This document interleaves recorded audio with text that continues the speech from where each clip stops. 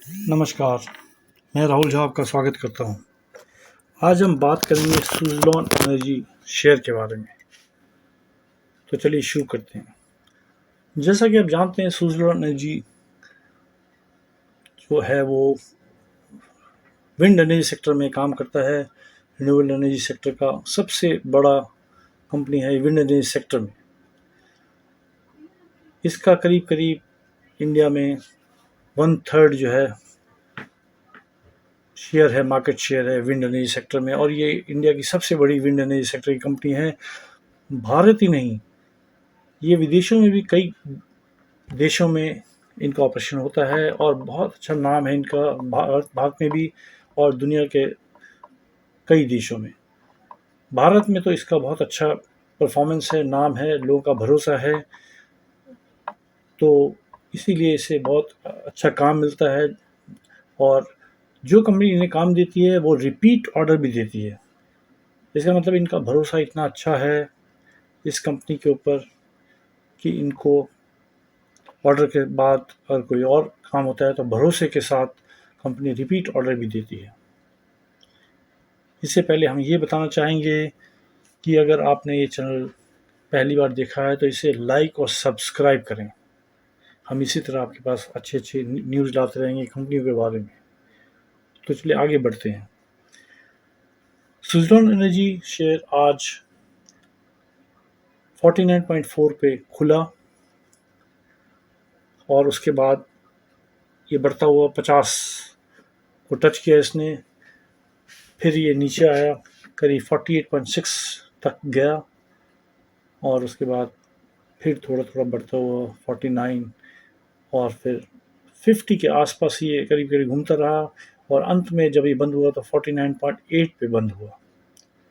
एक अच्छा परफॉर्मेंस, और ये अपने ऑल टाइम हाई 52 है उसके काफ़ी नज़दीक पहुंच गया है।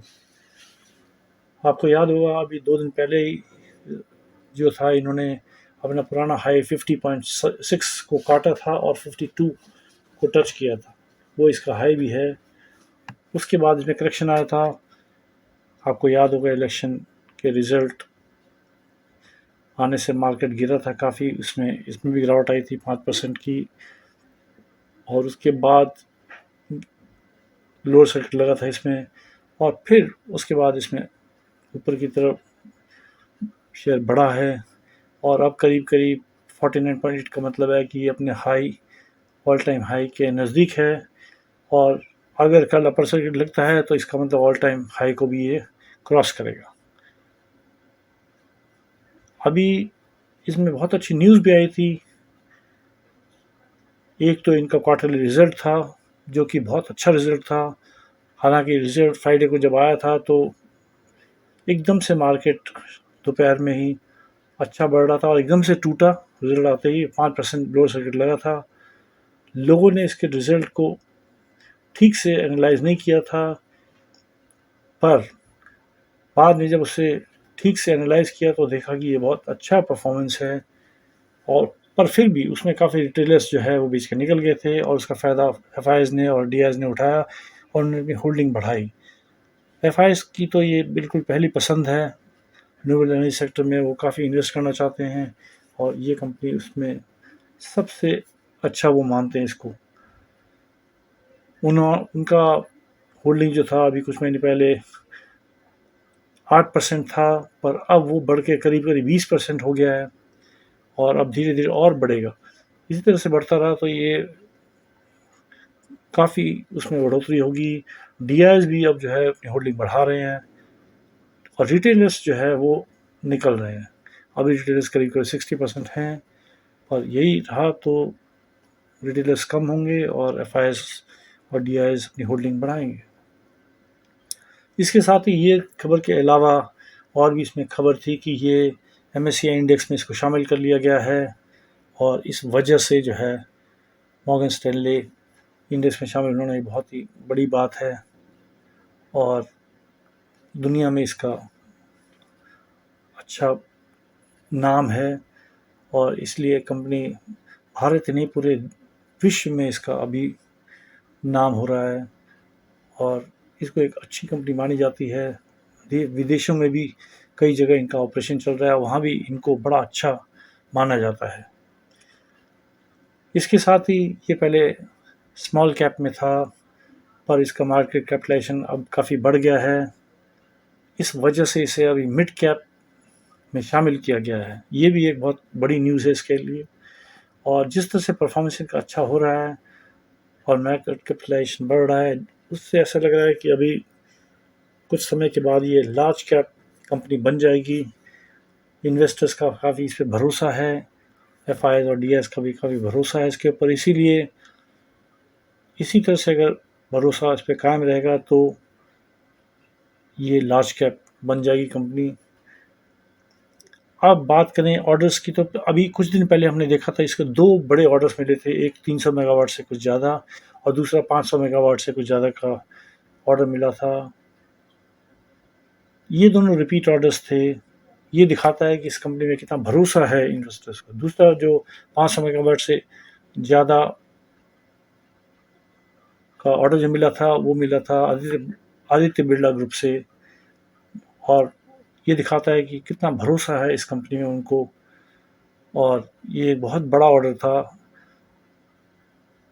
इतने बड़े 2 ऑर्डर जो हैं बहुत समय के बाद दिखाई दिया है इनको मिला, और ये कंपनी के लिए बहुत बड़ी बात होगी, क्योंकि इससे पहले पिछले साल भी हमने देखा था इनको बहुत अच्छे ऑर्डर्स मिले थे, काफ़ी ऑर्डर्स मिले थे जो अभी वो पूरा कर रहे हैं। उस वजह से इनका क्वार्टरली रिजल्ट भी अच्छा आया है। और एक समय ऐसा था 2008 के पास, जबकि इनका डेब्ट जो है 13,000 करोड़ तक हो गया है, पर यही जो है अच्छे ऑर्डर जब मिल रहे हैं इनको और परफॉर्मेंस का अच्छा हो रहा है, इस वजह से इनका डेब्ट कम होता जा रहा है और आज के दिन ये करीब-करीब डेब्ट फ्री कंपनी है। इसका मतलब इन्होंने इतना अच्छा काम किया है कि अब ये डेब्ट फ्री कंपनी है और दिन पर दिन भरोसा बढ़ता जा रहा है इन्वेस्टर्स का इस कंपनी के ऊपर।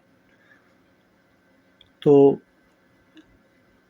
हम ये देख रहे हैं कि सुज़लॉन कंपनी रिन्यूएबल सेक्टर में काफ़ी अच्छा परफ़ॉर्म कर रहा है। गवर्नमेंट का भी फ़ोकस है रिन्यूएबल एनर्जी पे, क्योंकि ये एनर्जी जो है बिल्कुल पॉल्यूशन फ्री है। और अभी दुनिया में सभी जगह ये होड़ लगी हुई है कि पॉल्यूशन को कैसे कम किया जाए। इस होड़ में ये कंपनी बहुत ज़्यादा मदद कर रही है। इस वजह से भी है कि इस कंपनी को बहुत सारे ऑर्डर आगे मिलने बाकी हैं। अभी हमने सुना है कि एनएचपीसी वाले भी करीब 10 गीगावाट का जो है टेंडर करेंगे। गवर्नमेंट ऑफ इंडिया की तरफ से भी काफ़ी जो है विंड एनर्जी सेक्टर में नए टेंडर लाए जाएंगे, तो उसमें से सुजलॉन को काफ़ी ऑर्डर्स मिलने के पूरे पूरे चांस हैं, क्योंकि यह इस सेक्टर की लीडिंग कंपनी है।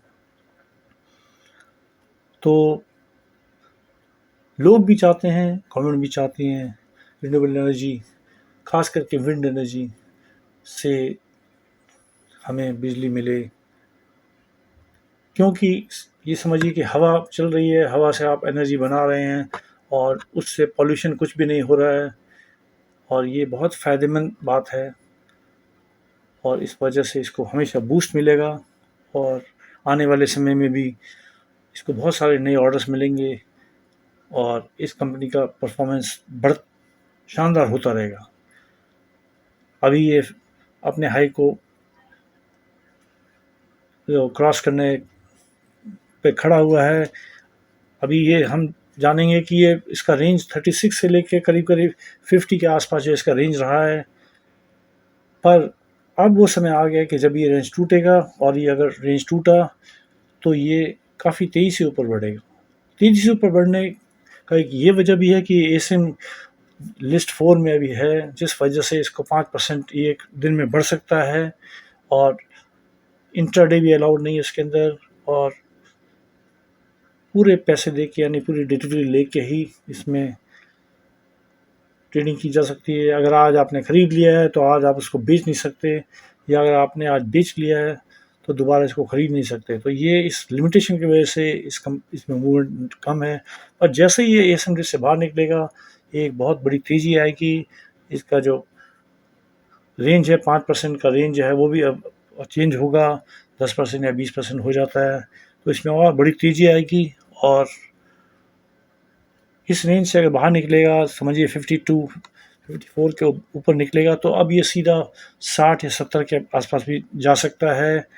और फ्यूचर में हम देखेंगे कि ये आगे बढ़ता जाएगा, 100 टच कर सकता है। इस याद रहे इसका जो हाई है वो 459 है, तो यानी वो समय भी अब दूर नहीं है, कुछ साल ही बाकी हैं जिसमें हम देखेंगे कि ये 459 तक भी पहुंचेगा। तो इस उम्मीद से कि ये कंपनी अच्छा परफॉर्म करेगा, कल के दिन भी इसमें पॉजिटिव आने के पूरे पूरे चांस हैं। हालांकि पॉलिटिकल सिचुएशन अभी ऐसी है जिसमें बहुत जो है मूवमेंट हो रहा है, कभी नीचे कभी ऊपर, इस वजह से स्थिति क्या होगी उसको कह नहीं सकते। पर ये कंपनी बहुत मजबूत फाउंडेशन वाली कंपनी है और इसमें इन्वेस्टमेंट जो है जो भी कर रहा है वो बड़े कॉन्फिडेंस से कर रहा है। साथ ही हम ये भी बताएं कि ये वीडियो हम एजुकेशन पर्पज़ के लिए बनाते हैं। अगर आपको खरीदने की कोई इच्छा है तो आप अपने एक्सपर्ट से राय लेके ही इसे इन्वेस्ट करें। तो ये था सुजलॉन एनर्जी के बारे में आज की रिपोर्ट। धन्यवाद।